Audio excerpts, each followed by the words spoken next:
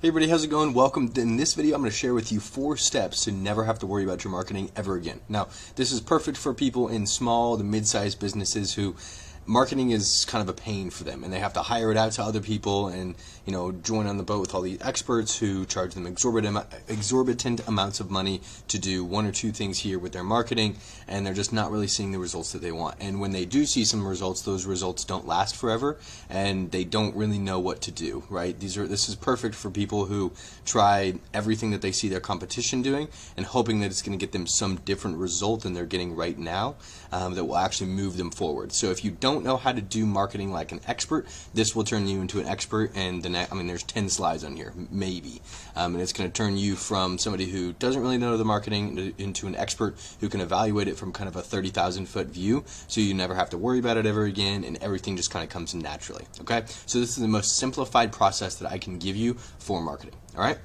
so marketing in general is really just a system in your business, just like everything else. Okay.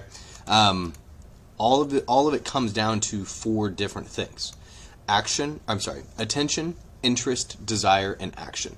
Okay. Now you're probably thinking, I've heard this before. I've taken a copywriting class. I know what the AIDA formula is, and yes, that's true. But marketing as a whole follows the AIDA formula. Okay, people just adapt it to specific things like copywriting and ad writing and things like that. And the AIDA formula is there because it works. In your business, essentially, just the success of it comes from being able to convert the attention into action. And so if you can do that, if you can convert that attention into action through interest and desire, then you're never going to have to worry about your marketing ever again. And so when we try all these brand new things like TikTok ads and LinkedIn ads and Facebook and these new conversion rate apps for our website and subscription services and these new products, when we try all of these different things to try and get some results, we don't really understand the formula as a whole. And so we'll choose one small little tiny thing from the entire system to focus on when we're not focusing on everything else around it. And every single part of your marketing system is going to affect everything else in the marketing system. So the way that you get attention is going to affect how you convert that into interest and desire. And the way that you use that interest and desire is going to convert how well your actions take place and what you need to say in the action point to convert to a sale in the easiest way possible. Because if you go balls to the wall with interest and desire, you're not going to have to be very hard selling on the action part. And if you get attention from a really high quality source, the interest and desire part's really easy because of where you've sourced the attention from. It's already super qualified. And so it works as a system, as a whole. And a lot of the times business owners, when they want some growth and they want to add some more revenue to their business, if they're teetering on that $500,000 a year mark and they want to get to $1 million, what they'll do is they'll hire one expert in one specific thing in their business. And that specific thing might just be ads. And those ads I'm sure they'll be great, but they don't focus on the interest, the desire, or the action part at all. And so all they're doing is just sending a bunch of traffic into kind of a mid-tier system. Okay, so marketing as a whole is truly as simple as that. Now, the attention part, that's your first part. Okay, so this is just how you capture the eyeballs of the people who could potentially purchase from you, and this can be done in a number of ways. This can be a paid version, an organic way. You can use Facebook or Instagram through Meta. You can use Google, Reddit, print and newspaper ads, TV or radio spots, anything that's just going to capture the attention of the people who could potentially purchase from you. Okay, and again, these can be paid or organic methods. It doesn't really matter, but all of these things are going to be part of that attention. Now, all of these things are also going to have varying levels of how hard it's going to be to convert that attention into actually an action. Okay, so if you collect people from a press release, right, that press release is probably going to people who are in your industry right now and are interested in the specific thing that you have to offer. That's the only reason they'd be reading that. So you don't really have to do as hard of a sell on the back end through the interest and desire to get them to take an action. But people scrolling on Meta, for example, if you're watching this there, you're just scrolling. You're looking at photos of your friends, funny memes, things like that, right? So it's going to be harder for somebody to convert your attention from getting that attention into interest and getting you to desire that thing and actually pulling out your credit card at that time. And so that's what the attention is. So every time that you're going into a new marketing venture, if you have a new product that you want to market, the attention is just the first piece of it. It's just, how do you collect the eyeballs? How are we going to get people to look at this thing? Okay? That's all that you have to worry about when it comes to the traffic part. And then the interest part is the second piece. It's the messaging that you attach to that attention. Okay? So how do you attract that attention? Do you just put up, a big red stop sign and tell them to stop scrolling? That's going to get a lot of people to stop scrolling, but is it going to get the people who are actually interested in what you have to say?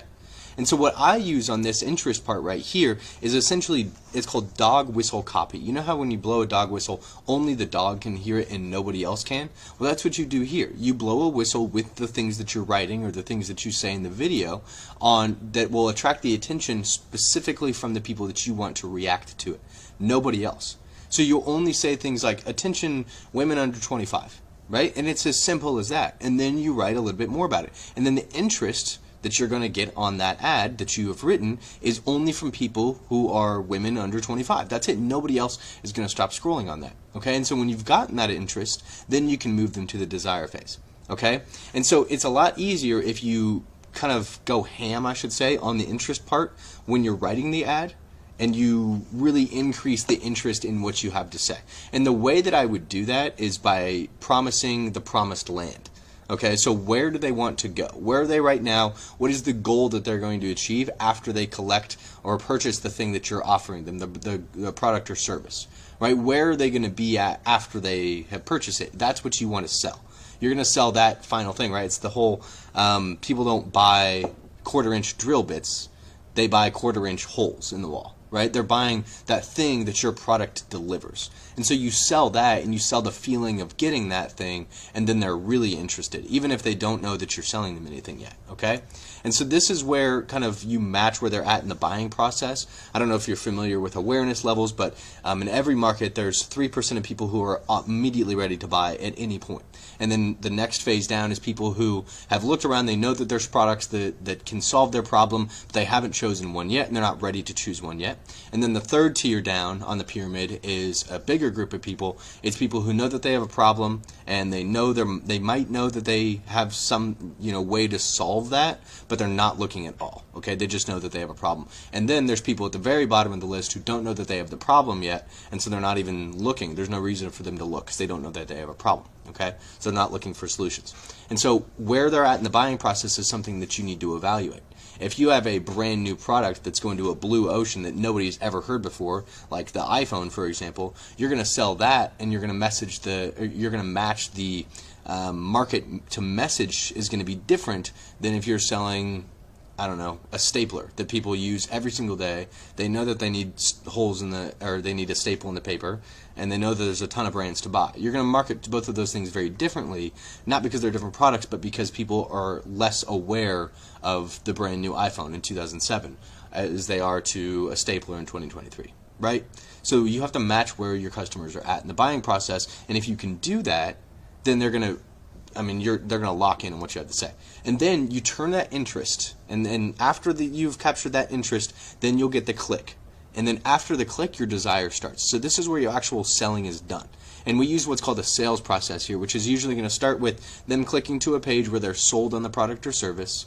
And then after they are sold on that product or service, then they're going to give you their credit card information, then they're going to buy more stuff from you on the back end, whatever you have to offer on that sales process in the back end. But I don't want to get ahead of myself. So the first part of your sales process, which is your after the click system, what happens after that, it needs to include belief that they can get what they want. They need to like you and trust you. They need to get repeated exposure from your brand, okay?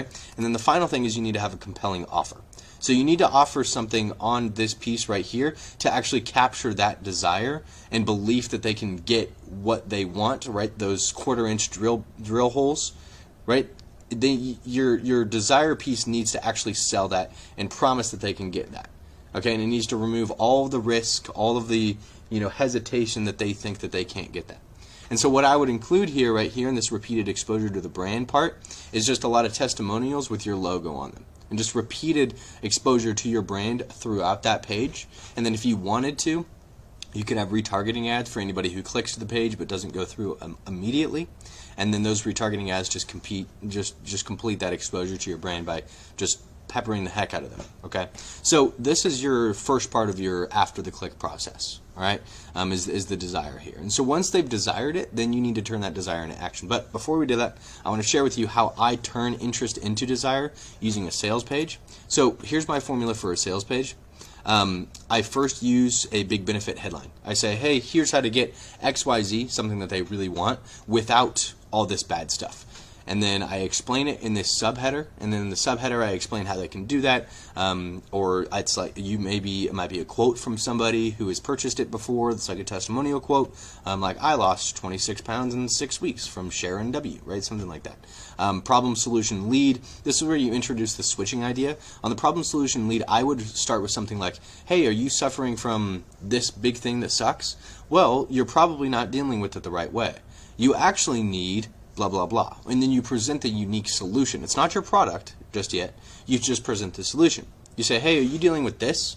Well, you're probably dealing with it the wrong way. You need to be doing this. And then you explain what that unique solution, the switching idea, is. And that switching idea is something that I've talked about thousands of times. I'm sure you're an expert on it now. And then you present the product, and you show how the product delivers that unique solution, delivers that switching idea. So, for example, we just helped a company called Known as Nutrition do this. So, on the problem solution lead, we said, hey, are you trying to lose weight through workout and dieting? Well, you're probably not doing it the right way. You need multi-strand fiber.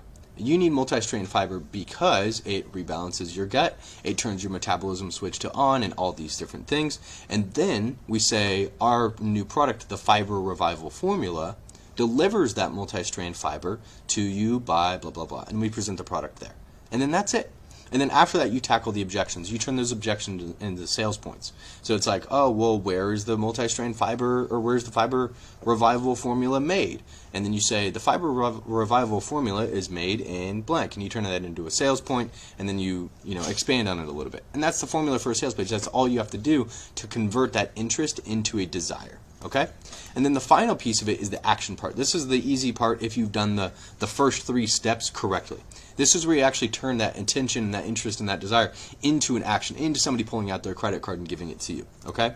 So this is kind of the second part of your sales process. So this is hopefully after somebody's given you their credit card or given you their contact information.